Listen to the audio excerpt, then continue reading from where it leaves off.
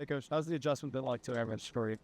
It's been really good. Luckily I've already coached college before, being at Cornell, being at Colgate, having a little cup of coffee with University of Buffalo in 2022. So I'm very familiar with the MAC, very familiar with this obviously coaching, these types of players, which will obviously, now that we're going to be in the MAC, I'm kind of already used to knowing what type of talent that we're going to need to play with and win with at this level. So it's been a really good adjustment. What does this group have that you can tell it will be successful in the bag? One, they're hungry. We have a saying in our room that there's always more meat on the bone. So that means there's always more that you can be doing, whether that's getting an extra yard, you can be finishing your block a second longer. They want to work. They've definitely been taking advantage of myself and my assistant coach Travis. Obviously with myself and where I'm coming from the last couple of years and the players I've worked with, they always want to watch more film. They're always wanting to just do more things on the sideline. They've been a really good group of guys. We got two guys in the room that are head honchos. They're kind of the lead dogs right now, and Ty and Quan. My saying is like they kind of wake up already barking. You guys have been at the practices for the last couple of days, not a couple of weeks. Those guys are really, they're chomping at the bit. They want more opportunities. They want the ball in their hands, and those are the type of guys you want in order to win football games. What makes Ty so special?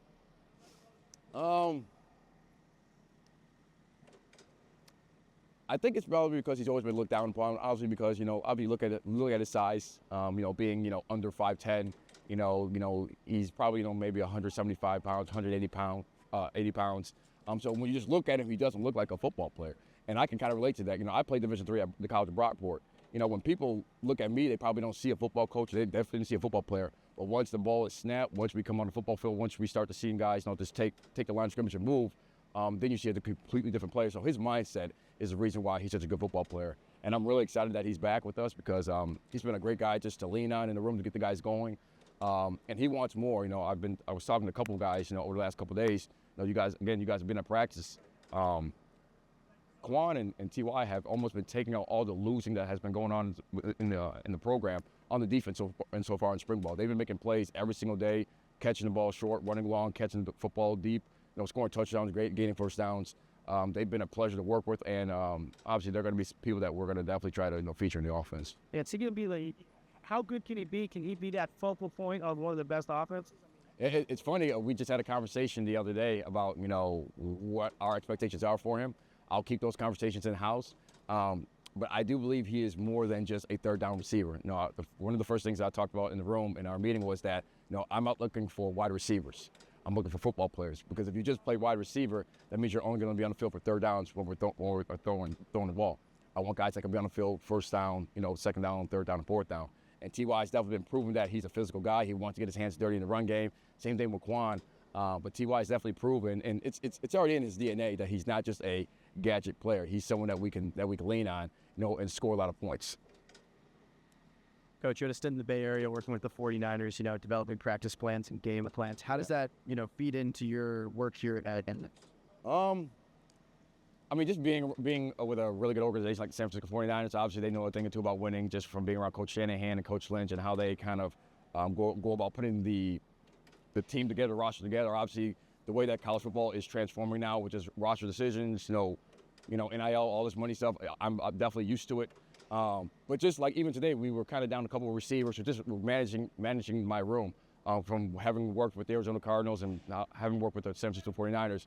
When you work with star players, even though there may be 80 plays of a total team that you're going to get in with the reps, if I'm working with, a player like Deebo Samuels or B.A. or Larry Fitzgerald, with the ones, you get 40 reps. Well, of those reps, your star players aren't taking 40 reps. They're really taking about 15 to 20 reps. But you got to make sure that your star players are getting the reps that they need to get in order to make sure that they're ready to go for us for spring ball, for the spring game next Saturday. So that experience has definitely helped me out a lot, especially today because we were down a couple guys. So I had to mix and match certain guys. So I didn't want to overwork, some of our potential starters, because I want to make sure they're fresh and ready to go for next Saturday. What stood out to you with UMass that you came from the NFL to? What has stood out? For me, it's been the staff and the culture. Again, like I've been a full-time coach with 2 organizations, but I've been with 5 different NFL organizations. And you would think that all the organizations would be about winning, would all, stress, certain things. And you go from one organization to another, it's all different. But the one thing I can say, I spent time with the Baltimore Ravens, and I've obviously spent time with the San Francisco 49ers, is about the culture. And it starts from the top down, from the ownership to the GM to the head coach and position coach. Obviously here, our GM and Zoom, and obviously our head coach and Coach H. Everyone's saying the same thing. The organization, everyone has bought into what we're trying to do here, what we're trying to believe. I mean, you guys are here with our score and our sharps period. It's amazing that everyone has bought into special teams because obviously, most players and most coaches aren't there, but as a staff, the entire organization is in on special teams. That's just the great buy-in and the absolute buy-in that you need in order to change a program. So that's one of the things that I've just picked up about just the staff here and the organization, and it's going to be a quick turnaround. I truly believe in that. I truly believe in Coach H, and more importantly, I believe in Coach Jake and the offense. Obviously, he's been around the people that he's worked with before. It speaks for itself. Talk about T.Y. and Quan. What about Jake? What is Jake? Jake clearly brings what you see as soon as you get off the bus. He brings size, length, catch radius. It's taken him a couple practices to get going, but I think today, the last 2 practices have been his best practices. He's definitely feeling more comfortable in the offense. He was a little bit hampered a little early on with some soft tissue stuff, but he started to look like the big alpha dog that we know that he's going to be for us. Him along with TK too. Coach, could you talk about some young guys who think you're going to step up in some important situations later? Yeah, Kenyon Massey is a name to keep an eye on. He's been making plays. He's been running with the 1s and the 2s. I mean, we've been doing a really good job as an entire staff of just making sure that everyone's getting equal reps. So obviously everyone sees 10 and 2 and sees the big guys. Between Kez he's a fireball. Just got to kind of get him locked in sometimes, but he flashes a lot. Again, I already mentioned Kenyon, Savion. I heard that he was a little bit dinged up last year. Between those 3 guys, and obviously we got a savvy veteran in Sterling. Sterling, he'll be back here. It's a good mix of guys, and they all bring something different to the table. That's what you want. When I was with the 49ers, we had really talented guys. We had weapons like the Deebo Samuels.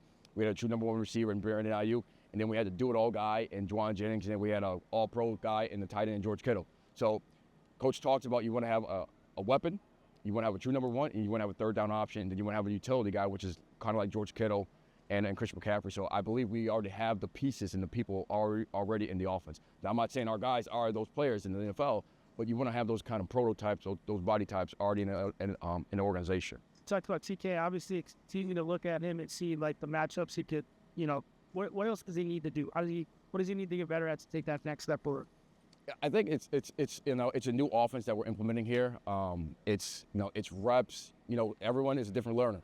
Some guys can just hop on the field and do it. Some guys are visual. Some guys are walk-through reps. Some guys, need to see clips of certain techniques. T.Y.'s coming along. T.Y. and Jake, they're both technically competing for potentially the X or the Z or the W, but it's not.